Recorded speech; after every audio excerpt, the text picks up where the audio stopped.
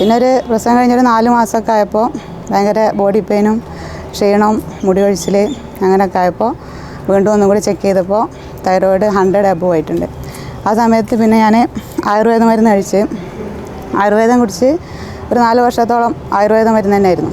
അത് കഴിച്ചപ്പോൾ നോർമലാവില്ല, വേദനക്കും ഇതിന് ബുദ്ധിമുട്ടിനൊക്കെ കുറച്ച് കുറവുണ്ടാവും. പക്ഷേ TSH നോർമലായിട്ടുണ്ടായിരുന്നില്ല. ഒരു 4 വർഷത്തോളം അത് കഴിച്ചു.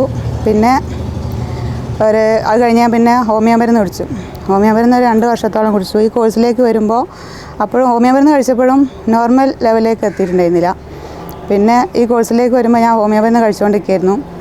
ആ സമയത്ത് പിന്നെ 10 മാസമായിട്ട് ഇപ്പോൾ കഴിഞ്ഞ ഫെബ്രുവരി മുതൽ മരുന്നെല്ലാം സ്റ്റോപ്പ് ചെയ്തു. ഇപ്പോൾ ഒരു കുഴപ്പമില്ല. ക്ഷീണം, ബുദ്ധിമുട്ട്, മുടി കൊഴിച്ചിൽ അങ്ങനത്തെ ഒരു ബുദ്ധിമുട്ടും തൈറോയിഡ് അന്ന് കാണിച്ചിരുന്ന യാതൊരു ബുദ്ധിമുട്ടും ഇപ്പോൾ ഇല്ല. ഇപ്പോൾ 8 മാസം പ്രഗ്നൻ്റ് ആണ്. അതിലും ഇതുവരെ ഞാൻ ഒരു മരുന്നും കഴിച്ചിട്ടില്ല.